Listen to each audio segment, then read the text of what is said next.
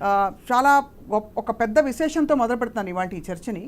మీరు బ్రెయిలీ లిపిలో కూడా బ్రెయిలీలో దివ్యాంగులకి ఐఏఎస్ కోచింగ్ ఇవ్వడానికి కూడా ఏర్పాటు చేశారు. చాలామందికి అలా కోచింగ్ ఇచ్చి చాలామంది ఉత్తీర్ణులు కూడా అయ్యారు.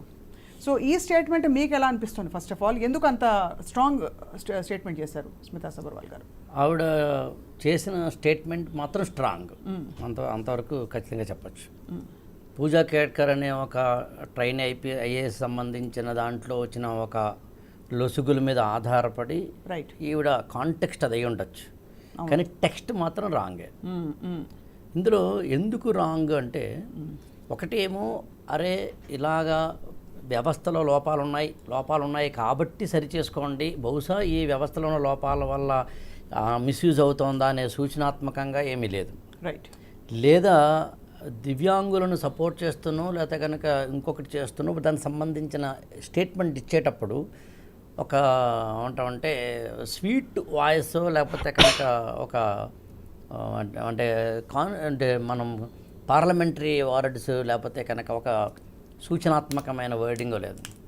ఇంకా మూడు వచ్చేసంటే యాదృచ్ఛికంగా అనుకోకుండా అప్పటికప్పుడు వచ్చిన ఒక స్టేట్మెంట్ ఇచ్చేసిన తర్వాత పబ్లిక్లోకి వెళ్ళిపోయిన తర్వాత ట్విట్టర్ ద్వారా అరే నేను తప్పు చెప్పానే లేదా అని వెంటనే అది నా ఉద్దేశం ఇది కాదు అని కరెక్షనల్ ఏదైతే మెజర్స్ ఉంటాయో అవును అవేం లేదు. నేను ఇంటెన్షనల్గా చెప్పాను, ఇంటెన్షనల్గానే మళ్ళీ చెప్తున్నాను, ఇంటెన్షనల్గానే చెబుతూనే ఉంటాను అని అప్పుడే ఈ స్టేట్మెంట్ ఇచ్చి ఒక 24 hours అయింది మనం ఈ స్టూడియోలో కూర్చున్న సమయానికి ఉంటే 24 hours ఆమె చాలా ఇంటెన్షనల్గానే చెప్పాను, నన్ను చెప్పిన తప్పు ఏంటి అంటున్నారు.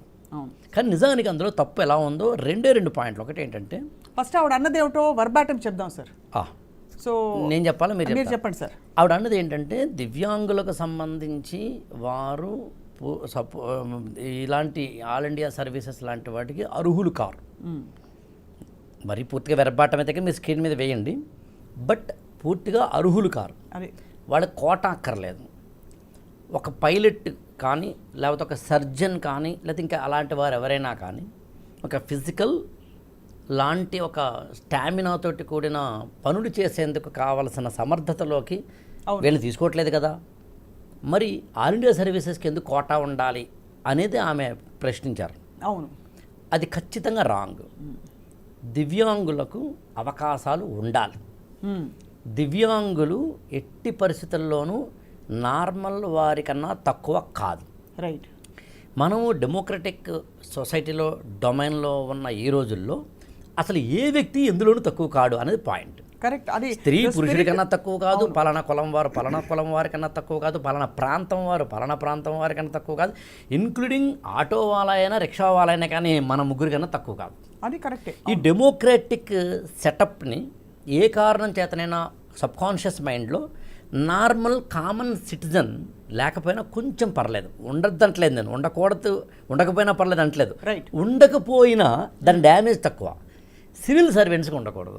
అది అందులో 24 years ఆఫ్ ఎక్స్పీరియన్స్ ఉన్న ఒక సీనియర్ మోస్ట్ సివిల్ సర్వెంట్, అందులోనూ రాష్ట్రంలో చాలా కీలకమైన పదవుల్లో ఉన్న వ్యక్తిగా ఆవిడ ఇవ్వకూడదు. ఇవ్వడం వల్ల మాత్రం the morale of the specially abled personalities or differently abled personalities whatever you name it, దివ్యాంగుల మొరేల్కి మాత్రం అది ఇబ్బంది. తప్పకుండా ఇది అంటే ఖండించవలసిన స్టేట్మెంట్. ఆవిడ ఎందుకన్నారో మరింత అంటే దగ్గరగా పరిశీలిస్తే అంటే ఇంత పెద్ద స్టేట్మెంట్ ఆవిడ సర్వీస్లో ఉండగా అండం అంటే చాలా ధైర్యం చేసి ఆవిడ ఆంతర్యం ఏముంటుంది, ఆవిడ తీసిపడేసే ఆఫీసర్ మాత్రం కాదు.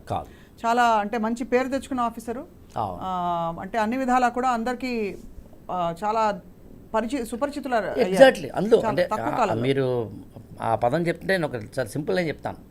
చాలామంది సివిల్ సర్వీసెస్ యాస్పిరెంట్స్ తమ సెల్ ఫోన్లో వాట్సాప్లో డీపీగానో లేకపోతే స్టేటస్లోనో లేకపోతే కనుక స్క్రీన్ సేవర్గానో పెట్టుకునే ఒక ఐఏఎస్ ఆఫీసర్ ఆమె. అవును. అందుకని మనం ఇంకా దీని మీద చాలా ఏమంటే సుస్పష్టంగానే మాట్లాడాల్సి ఉంటుంది, ఇంపాక్ట్ ఎక్కువ ఉంటుంది కాబట్టి. కరెక్ట్.